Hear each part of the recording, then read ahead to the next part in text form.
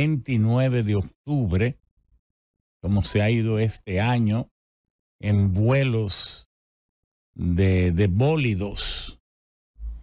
Y ya empiezan los villancicos de cristianos de Navidad y todas estas remembranzas que constituyen ya una costumbre, y una costumbre que nos parece bella porque hay que buscar motivos para la alegría y para esa falsa sensación o real sensación de felicidad o de buen ánimo que uno tiene en este pasaje tan breve por la tierra que se llama la vida. Por eso nos sentimos hoy tan llenos de optimismo, contando con que ustedes van a estar junto a nosotros en estas 4 horas de 8 a 12, analizando un tema fundamental. El mundo está lleno de conflictos. Algunos conflictos, los más sangrientos, están invisibles, se han invisibilizado, por lo menos en esta parte del planeta. Conflictos que están generando, que han generado en un año, 2 años, 300,000 muertes, 250,000 muertos. Hay 33 conflictos candentes en el mundo porque hay guerras entre una nación y otra, pero hay guerras también dentro de las propias naciones. Y son guerras usualmente las que son dentro de la misma nación son más sangrientas que las internaciones o las internacionales. Por eso es tan importante, tan necesario que hagamos estos análisis, pero también tenemos unos desplazamientos brutales. 184 millones de personas de los 8,000 que tiene el planeta están viviendo fuera de sus lugares de nacimiento. Y ahora mismo hay 105 millones de desplazados según ACNUR, básicamente por motivos de odios étnicos, persecución política, exilio económico. La gente no puede vivir en los lugares donde nacieron, donde han vivido casi toda su vida, porque de repente no ganan para sustentar su vida con dignidad. Y las naciones que se llaman del primer mundo, las naciones de más éxito económico, deben comprender que ningún ser humano se va a sentir resignado a vivir en el punto del planeta sabiendo que hay otros donde puede vivir mejor. Y que si vamos a darle vigencia a la Declaración Universal de los Derechos Humanos, al libre tránsito de la persona humana, al libre desplazamiento, a todo esto, entonces será posible en algunos momentos evitar el tránsito. Pero si se han de cumplir los derechos inalienables de la persona, será imposible seguir impidiéndolo. Entonces hay que socializar la prosperidad. No puede creerse, aunque nunca se busque la justicia plena ni la total equidad, porque decía René Descartes, o dice en su libro, porque él, como sus libros son tan universales, es tan viviente como cuando estuvo aquí físicamente, dice René Descartes en el discurso del método, que tal vez lo único que Dios distribuyó con justicia fue el talento. Porque como él nunca pudo ver a alguien quejándose de la cantidad de talento que le tocó, bueno, porque ¿quién quiere evidenciarse como estúpido, tonto, lelo o retrasado? Entonces todo el mundo calla, pero no todos tenemos el mismo talento. Y mientras haya diferencias en talento, pues habrá entonces diferencias sociales, porque lo que marca al ser humano y lo distingue de los animales es justamente eso: la inteligencia, el talento, la forma de cómo puede vivir. Bueno, pero este tema que nos atañe tanto es un tema que debe estar gobernado por algo fundamental, que es cómo se dirige el mundo. Y esto sí que merecerá varios programas de Los Sabios en la Z, porque siempre el poder fue absoluto. La democracia es una creación reciente.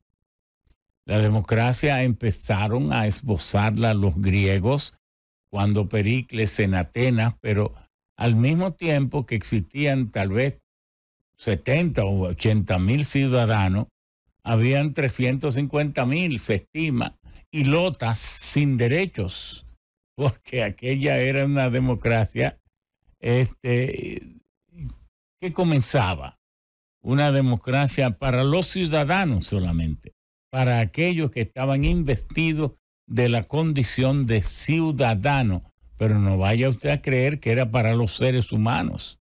No, era para los ciudadanos, como la democracia en Estados Unidos, que incluso el gran nacimiento de la democracia moderna, al nacer Estados Unidos, fue con una constitución tan en contra de los negros y de los aborígenes que tuvieron que modificarla a los 3 meses, lleno de vergüenza, porque la Constitución dice que todos fuimos creados con iguales derechos ante Dios, pero entonces no fueron creados con esos derechos, ni los negros, ni los pobres, ni tampoco los aborígenes, porque el derecho del voto solo lo tenían los ciudadanos acaudalados que tuvieran propiedades. A los que no tenían propiedades, a los blancos pobres, eran prácticamente igual que los negros, sin derechos. Entonces, pero aquí igual, aquí hablamos lleno de candor de la democracia que concibió Duarte, que concibieron los trinitarios, pero ellos tenían esclavos en su casa. Entonces, no era una cuestión que, bueno, uno por algo tiene que empezar. Y también, si usted es exigente al 100%, esto es la exigencia, hay que dosificarla. Por ejemplo, yo apoyo a Israel en su autodefensa frente a las agresiones incalificables y criminales de Hamás. Pero entonces Israel se vuelve igual que Hamás cuando entonces viola los derechos hasta de niños, de ancianos y de todos los civiles, exagerando su retaliación y su defensa, convirtiéndolos en actos peores o iguales que lo que hizo Hamás. Entonces queda Israel sin derechos. Porque claro, porque es así. Entonces, vamos a ver, ¿cuál es el origen de toda? Primero empecemos por las grandes migraciones o desplazamientos. ¿Qué causó el primer desplazamiento humano? Bueno, tal vez usted no estaba pensando en eso, pero ¿sabe lo que fue? Cuando el hombre aprendió a producir el fuego a voluntad. Claro, el hombre conocía, el Homo erectus conocía el fuego. Lo veía en los fuegos forestales, cuando habían descargas eléctricas que encendían fuegos forestales. Lo veían los que vivían cerca de los volcanes, de los geysers, de las expresiones de energía brutal del centro de la Tierra, porque lo primero que tenemos que comprender es en qué planeta vivimos. Y a veces se nos olvida, pues el planeta en que vivimos es una bola de fuego que tiene una bomba nuclear en el centro. Lo estoy diciendo de una manera cruda, pero es así. El centro de la Tierra está integrado por uranio, níquel y hierro principalmente. Y ese uranio está en desintegración permanente. ¿De dónde viene ese impresionante calor de los volcanes del centro de la Tierra? Bueno, porque la Tierra, el uranio del centro de la Tierra está en desintegración nuclear permanente. Porque el calor no podría ser el calor residual de cuando nació el Sol. El Sol no nació con el universo. Y claro, nuestro planeta, nuestro sistema planetario nació después, cuando nació el Sol. Nuestro Sol. Porque las estrellas, y el Sol es una de ellas, estallan, desaparecen, se desintegran, son engullidas por los agujeros negros. Entonces, ¿cuándo nació el universo? Bueno, se tiene comprobación científica por los métodos. El uranio es, por cierto, el contador, el reloj del universo. Y entonces, de esos muestras de rocas y de materiales que el ingenio humano ha podido con sondas y satélites arrancar a meteoritos que están en el espacio extrasolar, bueno, se ha podido, y que nos llegan aquí, se han podido analizar y se sabe que el universo tiene 13.800 millones de años. Pero no así el Sol y la Tierra, porque el Sol y la Tierra nacieron 9.700 millones de años después. Entonces, esa Tierra se formó como los demás planetas del polvo que giraba a enormes velocidades y se fue nucleando. Muchos pensarían que ese calor residual de esa explosión, de ese cataclismo de donde provino el Sol y sus planetas, pudiera estar. No, ya ese calor desapareció. Nuestro planeta tiene esa consistencia ígnea debido a la desintegración nuclear que tenemos permanentemente. Pero el planeta tiene 12.756 kilómetros de diámetro. 12.756 kilómetros de diámetro, pero tenemos una costra endurecida y fría. Una costra endurecida y fría, que es la corteza terrestre, que en su lugar más grueso tiene 70, 80 kilómetros, pero en su más finito o delgado apenas tiene 2. Y es en esa costra fría y dura que están los océanos y los continentes. Oiga, imagínense eso, como una toronja que en su cáscara, que es gruesa, en esa cáscara es que esté toda la vida. Ahí están montados los océanos con sus mares y los continentes. Entonces, de la superficie de la Tierra tenemos 361 millones de kilómetros cuadrados que son agua, que es agua, y 148.9, algo así, de tierras emergidas, porque la Tierra tiene 510 millones de kilómetros cuadrados. Bien, entonces el hombre apareció en la costra terrestre. Las fechas varían mucho, pero partamos del Homo erectus para acá, de hace 2.6, 2.7 millones de años. Primero se hizo bípedo, hace de eso como 2 millones, que ese homínido que andaba en 4 patas se irguió y entonces empezó a ser bípedo. De eso hace más o menos 2 millones de años. Pero ¿cuánto tiempo hace que el hombre aprendió a usar el fuego a voluntad, que pueda encender el fuego cuando él quiera, en el momento que quiera?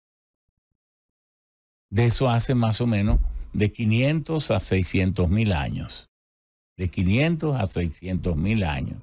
Y ahí viene la historia, de un poco después arranca la historia.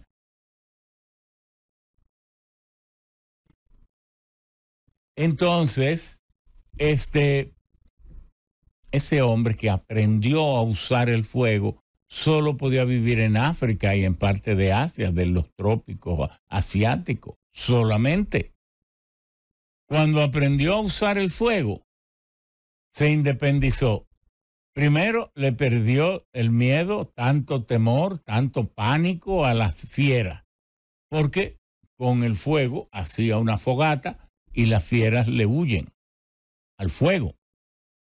En las noches que él vivía, desde que se iba metiendo en las noches, se metía en una cueva para protegerse. Entonces, con sus teas y su fuego, también se protegió mejor, pero también se alumbró y entonces pudo hacer actividades en hora de la noche. Pero finalmente hizo lo más cumbre, que cocer los alimentos, aprender a cocer los alimentos. Y como quien se alimenta de alimentos crudos, como los simios y las vacas, tiene que durar todo el tiempo recolectándolo, masticándolo y digiriéndolo, porque los alimentos crudos toman como 10 veces el tiempo de digestión que los cocidos. Entonces, al aprender a comer una ingesta cocida, al hombre le fue sobrando tiempo para el ocio, para el juego, y ahí empezó a desarrollar su cerebro. Se dice que al principio del conocimiento del fuego a voluntad, el hombre erectus tenía 800 cc, pero ya de cerebro, pero ya cuando le entrega al Homo habilis o al Homo sapiens ya tenía unos 1300 cc. Actualmente el ser humano tiene como 1300, el ser humano tiene como 1600, más o menos el 2% del peso corporal. Bueno, la primera inmigración ocurrió cuando el Homo erectus emigró hacia la zona fría, porque antes no podía vivir en la zona fría, porque el frío lo mataría. Pero cuando él aprendió a usar el fuego, pudo vivir en las zonas frías. Esa fue la primera gran emigración, cuando el hombre se pudo habitar cualquier parte del planeta, porque ya tenía ese instrumento tremendo de el fuego que le acompañó para escribir la historia, que le acompañó para desarrollar su inteligencia. Pero luego vinieron las migraciones intercontinentales entre Asia y Europa, buscando mejores cosechas, mejores pastos, buscando minerales, buscando todas estas cuestiones. En el comercio, las grandes migraciones.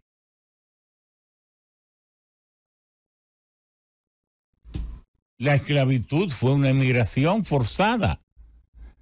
50 millones de esclavos que fueron sorprendidos, capturados y llevados a otros continentes, sobre todo al continente americano, pero no solo esclavos negros, porque también en la antigüedad las propias razas amarillas o blancas se esclavizaban unas a otras, porque la acumulación del capital original que exhibe hoy el mundo fue en base al uso terrible del poder, las amenazas, las conquistas, el arrebatar lo del otro, un país invadir a otro para ser más fuerte, le robaba todo, esclavizaba a su población.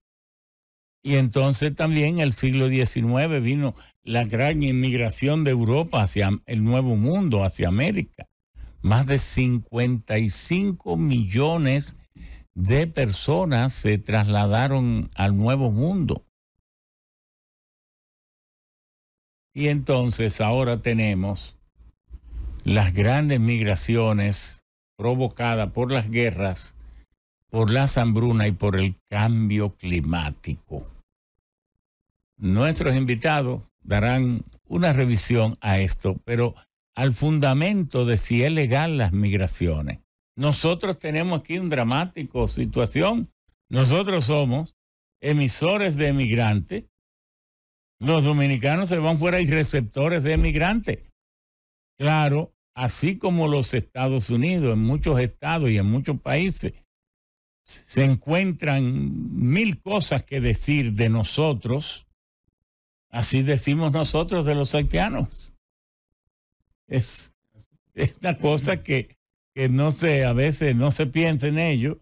Los dominicanos decimos cualquier cosa, pero no reparamos que incluso el crecimiento económico de este país se debe a las emigraciones nuestras en el exterior, que nos envían cerca de 20,000 millones o más, porque la gente solo habla de la remesa, pero ese es un mal cálculo, porque las remesas son el dinero que viene legalmente a través de remesadoras y bancos.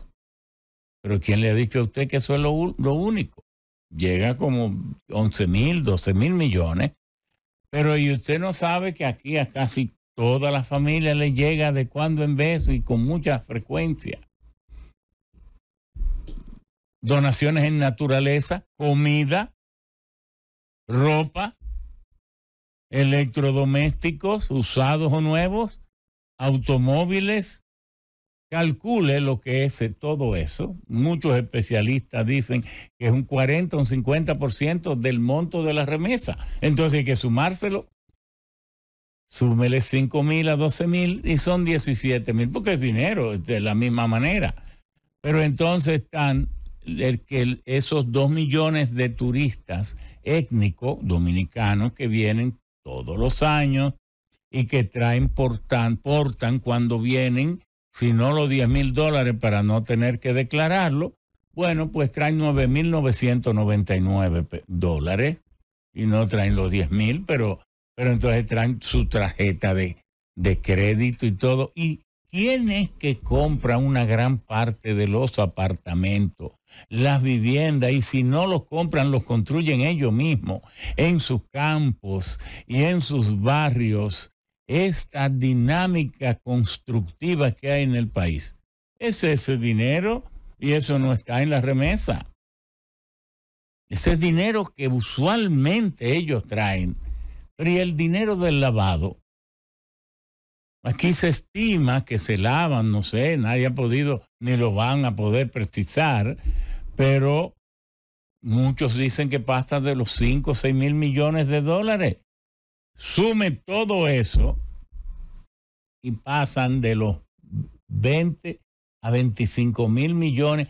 Además, las actividades que hay aquí en el país no son para mantener un ritmo de crecimiento si usted no le suma esa cantidad de dinero enviado por los dominicanos del exterior.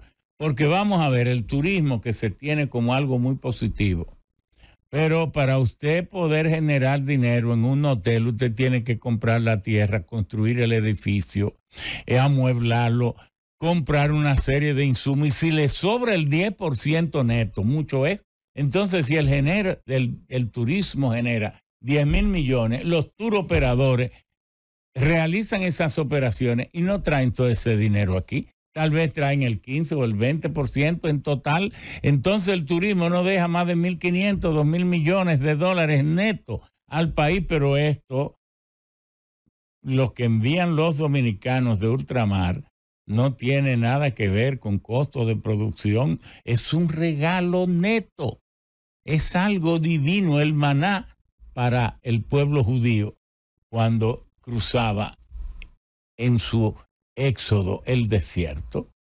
Entonces, pero también eso mismo ocurre en las inmigraciones, porque ¿cuánto enviarán los haitianos a sus respectivos países?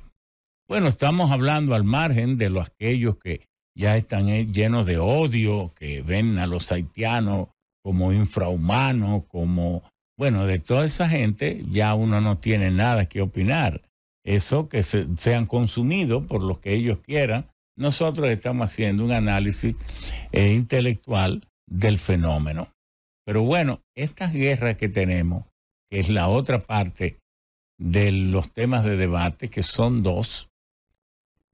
La gente ahora cree que las únicas dos guerras son la de Ucrania y Rusia, y entonces la más moderna, la más actual, Israel contra Hamás, que se ha vuelto Israel contra Palestina, Israel contra la Franja de Gaza, porque al ritmo que van, bueno, se sabe que allí hay 30 o 40 mil milicianos metidos en catacumbas, metidos en túneles. Se dice que tienen más de 700 kilómetros de túneles y bueno, que esos no son simples corredores, sino hay hasta fortificación, lo que fuere. Pero eso se analizará también. Y tenemos las guerras, las 33 guerras de las cuales nadie se acuerda. En Colombia hay una guerra que está en bajo nivel, que el gobierno está haciendo constantes esfuerzos. En México hay una guerra interna terrible, donde está envuelto el narco, a veces casi hasta odios étnicos. Eso de ¿cómo se llama esa comunidad de Tañapa? ¿Cómo es? Ahorita me viene el nombre correcto, en que murieron 43 jóvenes que fueron fusilados y masacrados, jóvenes estudiantes. Pero, ¿y el problema de Haití? Haití está en una guerra interna. Pero entonces nos vamos, en Europa hay dos, ya la mencionamos. Pero en Asia, vamos a ver, en el Yemen, aquello es atroz, en el mismo Irak. No termina la guerra. La guerra entre Azerbaiyán y Armenia, ¿verdad? Exacto, por Karabaj. También, y en África tenemos las guerras en el Sahel, que va desde África Occidental hasta el Mar Rojo. El Sahel es esa zona de 4.500 kilómetros debajo del Sahara y de las llanuras del Sudán, que limitan entre la parte totalmente árida y la parte totalmente fértil. Porque si hay una parte fértil, de tierra fértil en el mundo, es la zona de los grandes lagos, porque la gente no sabe que África tiene en su parte central 13 lagos, que el más grande es el Victoria, con 66 kilómetros, 66.000 kilómetros cuadrados, pero entre todos hacen 190.000. Los 5 grandes lagos de Canadá y Estados Unidos tienen en total 243.000 kilómetros cuadrados, que es la cantidad de la fuente de agua dulce, el 21% del mundo, más grande del mundo. Pero aquí en África también ha hecho que ahí hayan florecido los imperios y los reinos más prósperos de África por la gran fertilidad de su tierra. Pero también allí está la guerra de los diamantes, la guerra del coltán. La guerra del coltán es una guerra sórdida, porque es una guerra entre naciones, una nación robándole coltán a otra nación comprando. La República Democrática del Congo, que es la que tiene la mayor reserva de coltán, aunque Venezuela reclama que tiene también mucha, pero las reservas se atribuyen en un 60% a la República Democrática del Congo. Ahora, ¿qué es el coltán? El coltán es un mineral que tiene varios metales de alto interés tecnológico, pero el coltán es una mezcla de culombita y de tantalita. ¿Y qué es el culomba o el niobio? Son unos metales que tienen características muy especiales porque casi tienen todas las de los metales preciosos, pero al mismo tiempo son magnéticamente regulables. Pero entonces está el tantalio que es de las que se hacen una serie de aditamentos para los equipos de alta tecnología y de la inteligencia artificial que sirven como diodos o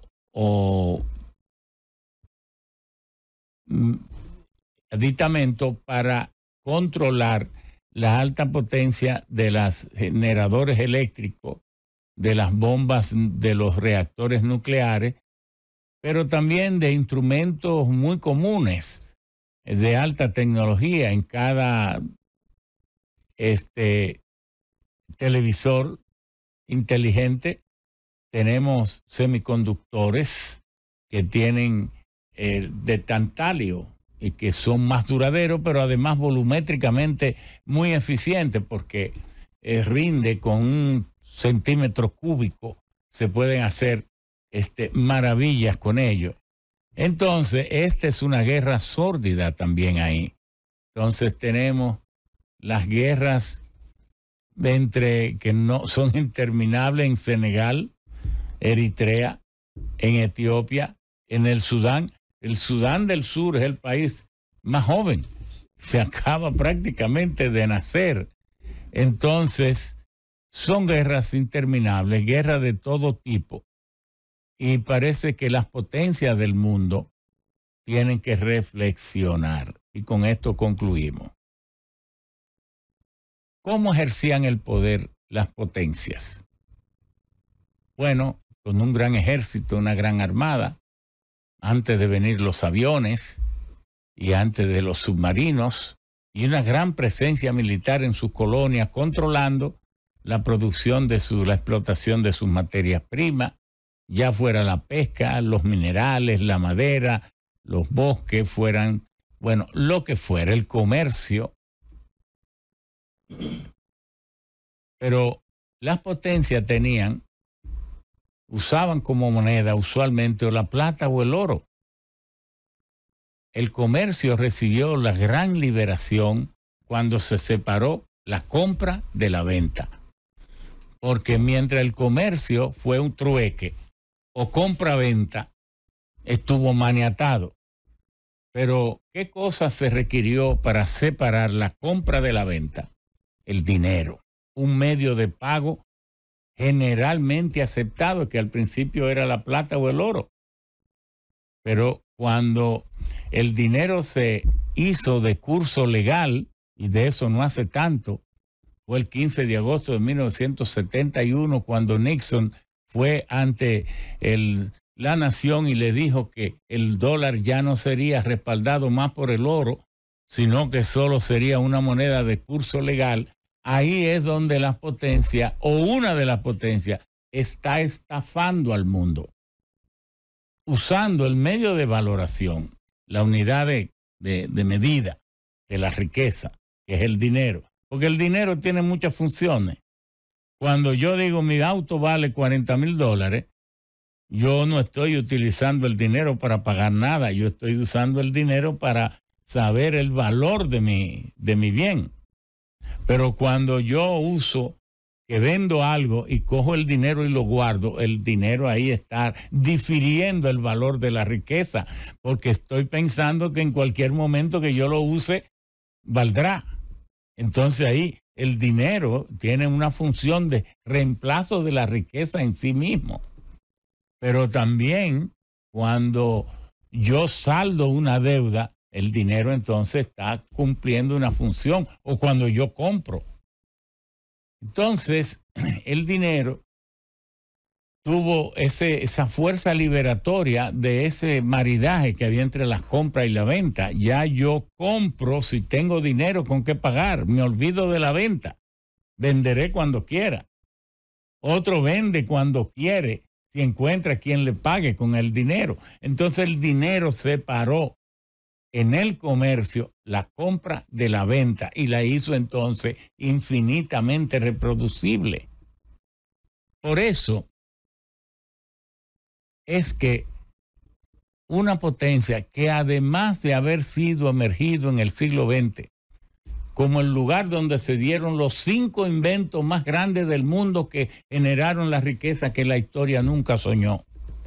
La producción del acero con Andrew Carnegie y luego la compra que hizo JP Morgan y crea US Steel, uno de los monopolios más grandes de la humanidad. Los ferrocarriles de Cornelius Vanderbilt, que llevó a Estados Unidos desde el este, desde el Atlántico hasta el Pacífico, y el desarrollo de la agricultura que trajo consigo, porque el Congreso le daba terreno y entonces él disparó el desarrollo de los fertilizantes y entonces le daba fertilizante a los campesinos que sembraban a lo largo del ferrocarril y así creaba los grandes movimientos de carga. Pero entonces vino el de la electricidad, casi todo al mismo tiempo. Imagínense un país que electrificó al mundo entero.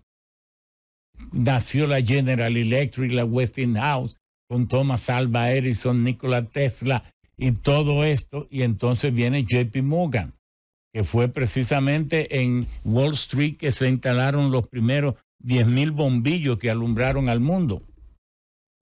Entonces la producción masiva de automóviles fue otro factor.